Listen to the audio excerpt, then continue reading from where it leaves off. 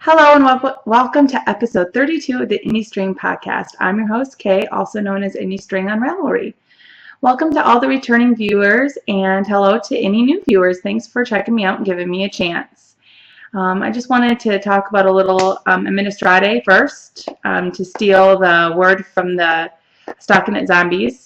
I know I'm having some volume issues. Honestly, I worked on volume for like 3 or 4 hours this week, so this should be a better input volume, and I'm hoping that all works out. I did order like a speaker, like a speakerphone microphone to attach to myself, but my computer won't recognize it. That was a few hours of trial and error that didn't ever work out in my favor. So I will try again with a different microphone to hopefully get the audio the best that it can be. And so I thank you to those of you who PM'd me or emailed me to tell me that my volume was low.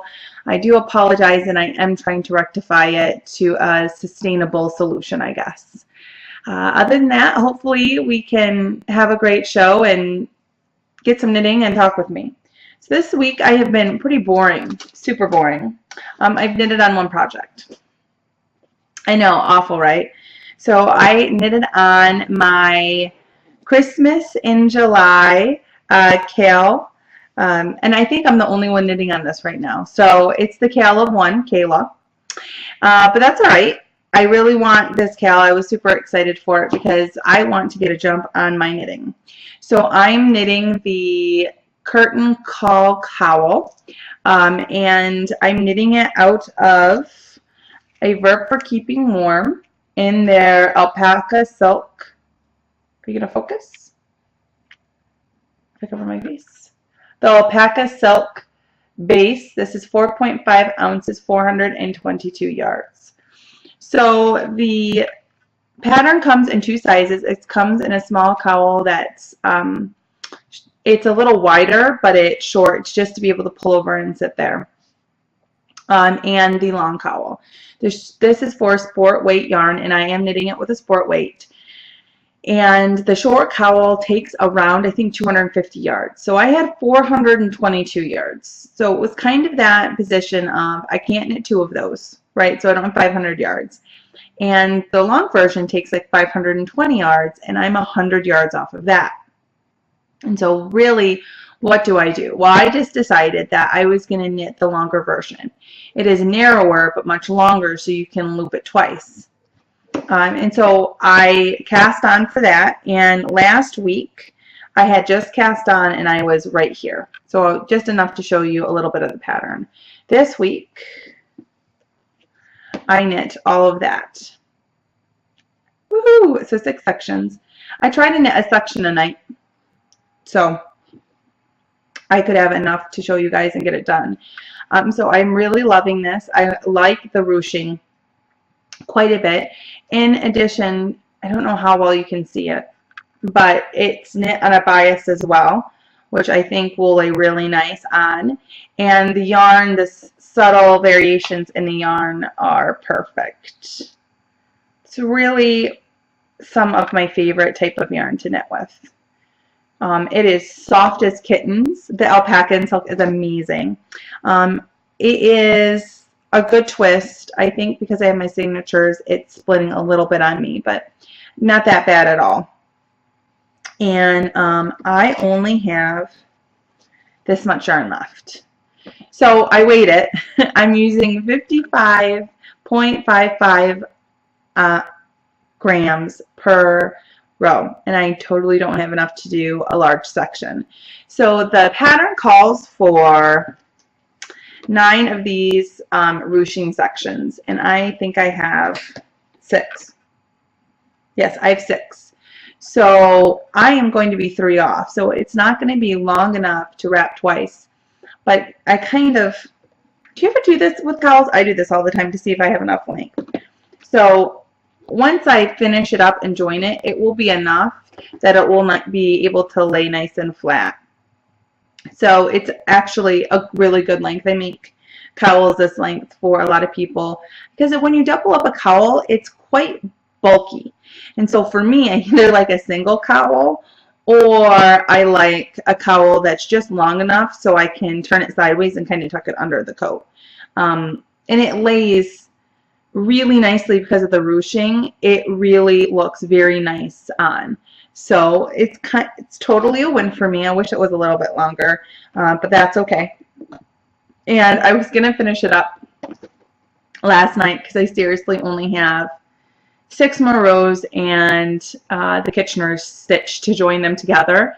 But then before I do the Kitchener stitch, I like to soak it and lay it flat to stretch it. And so I knew it would never be dry. So I will do that tonight. I will finish this up and have a FO for you next week. And I will have my first entry, one of many hopefully, in the Christmas in July cowl that we have going on. So I'll talk about the cowl a little bit. So the cowl is running for the months of June and July. And the entry can be anything that uses fiber. I'm not very picky. It can be felting, weaving, spinning, knitting, crochet. And all that you need to do is basically take a picture of the finished object, be a member of the group, and post that FO, and tell me who you made it for. And spin a story, people. I'm not hard. Basically, all of your knitting for June and July could go into this. If it was me, that's what I would do. So my sweater is here, but I haven't knit a stitch on it. I really was just so happy to knit on that cowl that I just went ahead and knit on it all week. I know I should have knit on my sweater, and there was multiple nights that I'm like, oh, I should really pick it up. But hey, for me, I knit 400 yards this week on that cowl, and I can't complain. Around 400 yards. That's an average week for me. So I just staggered it a little different. So what's going to go on the needles next? Well, hopefully a day or two I'll knit on my sweater, but I'm not going to guarantee you anything because avoidance is one of my best tactics. So I'm going to knit with this. I showed you this last week. It is hazel knit in the Portobello and the Bloom colorway. And this is just artisan sock, which I believe is 450 yards, and it's 90% superwash and 10% nylon. No, it's 400 yards. So I have 800 yards here. So I have been looking at patterns. I told you last week I was going to do the pendulum because I had looked and looked for patterns and I couldn't find any that I liked. Well, I was waffling on the pendulum. It's a really great pattern. I know lots of people love it, but for some reason I'm not in love with it, right? And so that's kind of a problem when I'm going to be knitting it because I just know that I'm going to probably set it down and walk away. For me, I have to love it. So I went back to Ravelry and I did advanced searches and I found the Bees to Honey shawl. And I remember when that came out and I really liked it. And then I didn't queue it and I didn't favorite it. And I don't know what my issue was because my queue has 1,000 objects. Like one more is really going to hurt. Or my queue has 1,000 patterns. Finished objects. Wouldn't that be nice? 1,000 finished objects. Oh, I can only dream. So I went ahead and I'm going to cast that on. So I'm going to wind these tonight after I finish that, and I'm going to cast on for that wonderful shawl and have it in progress next week. So I've decided that my main color will be the Portobello because it's my favorite and it will be near my face. I think peach kind of washes me out a little bit. And this is a pinky peach. And so I'm afraid if I put it too close to my face, I just find peach is a hard color to wear for a lot of people. You have to have the right undertone of skin to be able to wear it, in my opinion, and for it to look great. Now, a lot of people can wear it and it looks good, but for me, if I'm knitting something for someone else or I'm knitting it for myself, I want to look great in it, right? So this purpley gray is a much more universally palatable color on people. So I'm going to put that as the main color so it's closer to the face. And then this is going to be the stripes in the shawl and the lace edging. And I think that'll be really nice. That is going to live in my Fat Squirrel Speaks bag. This is one of her older models, like when she first started doing it. It's actually one of my more favorite ones that she's ever done. I really like these rainbow ones she did. Like like 6 months ago, 8 months ago. I missed the boat on them. And you know, for her, if you don't get it when it's up, she never does it again. And people do not stash her bags. Like, you cannot find them unless you buy them from her. So it's been a total bummer because I can't get it. Anyone wanted to stash one to me? It's a public advertisement. So going on the same theme of my mom sent me stuff in a box, right? It's like every week I say, I got stuff in a box. It's like totally annoying, I know, but I'm slowly going through it. And this week I will show you what it is. So my sister sews. I have 3 sisters. Let's just start out. Why am I getting all this stuff? My one sister sews, and she's a very good sewer, and she got half of my grandma's fabric stashed when my grandma passed away more than 10 years ago. But a lot of the stuff for sewing isn't good anymore, like the thread. The thread isn't good after, like, some of the thread's 15 years old, and it will break on a machine. So I got a whole bunch of thread because I hand sew with it. I don't put as much tension on it. It's fine for me. My sister does not like to use buttons. She uses zippers or nothing in her sewing, so I got all the buttons. My other 2 sisters now, the eldest and one of the middle children, do not craft.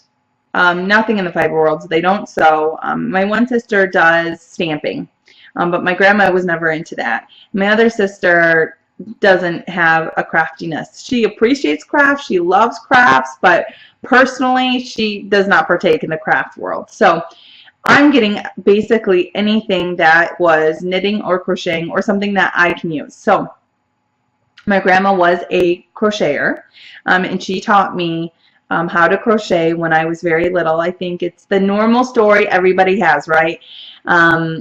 That had learned when they're little. I wouldn't say everybody, but a large majority, your grandma or aunt or someone paternal kind of sat you down when you showed some interest and taught you how to crochet. So I crocheted chains and chains and chains, and I never progressed to the fact of turning my work and working the other way.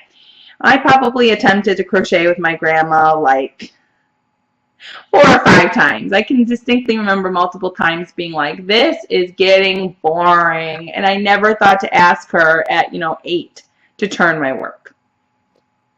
So in college, I crocheted a blanket. It was the most disastrous thing ever. I think I burned it. I have no idea where it is. Disaster. I would miss picking up stitches, and it was just totally awful. But I really did enjoy the process overall. And then I didn't have any money to buy any yarn or anything else, and I was focused on basically just getting through college. And then after college is when I really picked up knitting.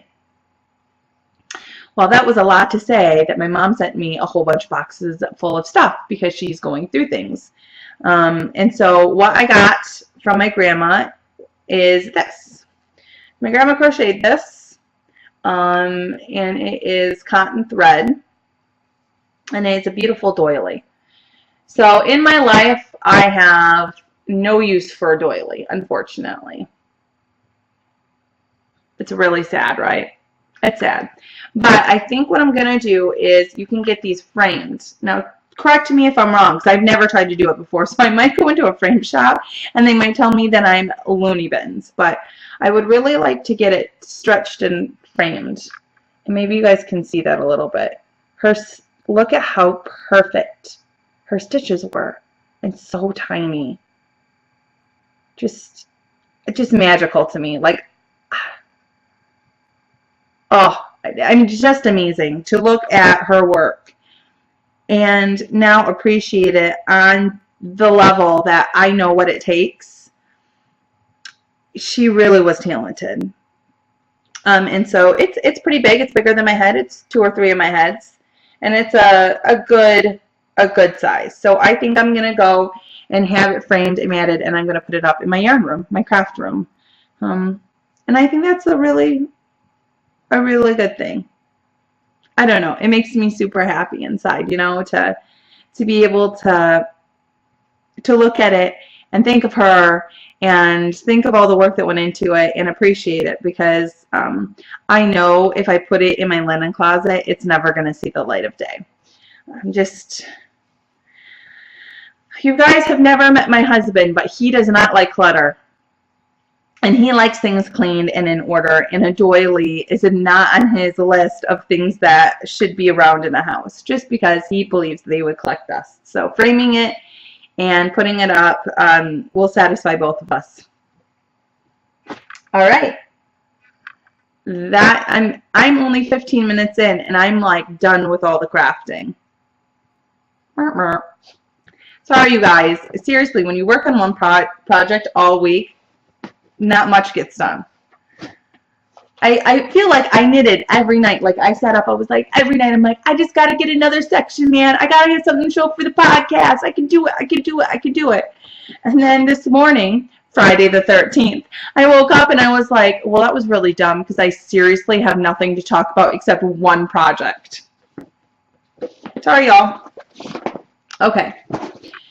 So what else do I have? I don't have much. My rants and raves this week is I feel tired and like I'm running ragged a little bit. But I think we all feel like that from time to time. I'm still not working, trying to figure out things, what I need to do, what I should be doing, thinking about things, going through the stuff my mom sent me. Going through stuff from high school and college is like a blast from the past. Like sometimes I feel like I was a completely different person when I like read my journals and stuff. I was like, who is this girl? Like seriously. Oh, and then the fun thing is that I found pictures of all of my ex-boyfriends. So my husband, I've known him since I was 12. And there were a period of years, obviously, when he went to college and I went to college that we did not really see each other. I mean, we got together when I was a junior in college. And so I hadn't seen him at that point for probably about 6 years. And so that was pretty much, since he's 5 years older than me, I mean, really, it was most of my dating life. I didn't see my husband at all. I didn't see him at a party or around town. So he didn't know one person I dated. He had nobody in town because we were younger than him. And he didn't know any of those people. And then when I went to college and I started dating people from downstate, he didn't know any of those people. So I found pictures and he is like, we have to keep them. And I'm like, I am not keeping these. I am burning these. And he's like, oh, no, no, no. We have to keep them. Because first of all, you know, everybody says that guys aren't vain. He was like, I need to look at them to see if, you know, I'm better looking than them. And I was like, who cares if you're better looking or not? You're the one I married. You're the one that I chose. You chose me. I chose you. Like, it shouldn't matter who I dated. And he was like, oh, it matters. And I need to see pictures, and I need to make sure that I am cuter than they are. I'm like, okay. And, you know, sometimes when you're younger, you dated people, and then you look back and you think, why? What was I even remotely thinking when I dated them? And I have, you know, more than one of those, unfortunately. And then now my husband is like asking me these questions about these guys, and I found love letters in my box of stuff. I got more than one box, let's just all be honest.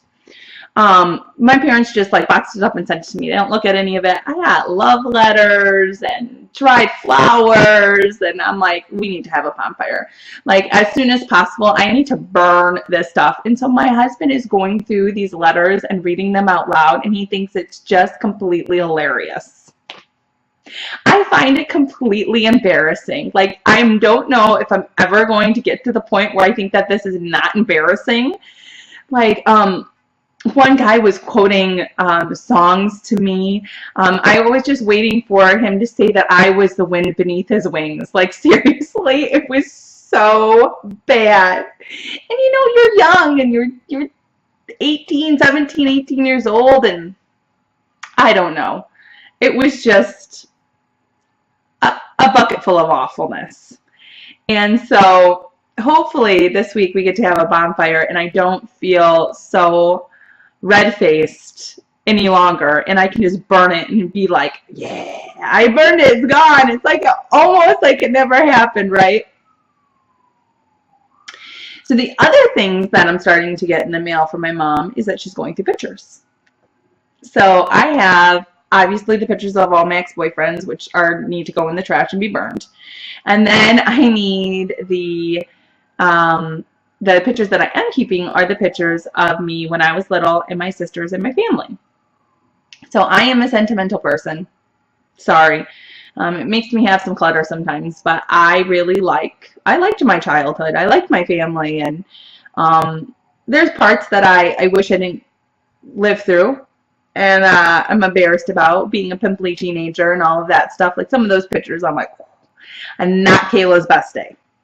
Not at all.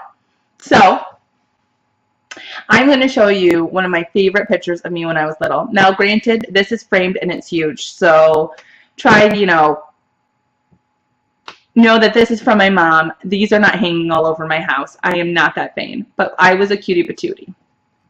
So this is me. If I get some glare off, at age 4. Look at how cute I am. Look at that dress.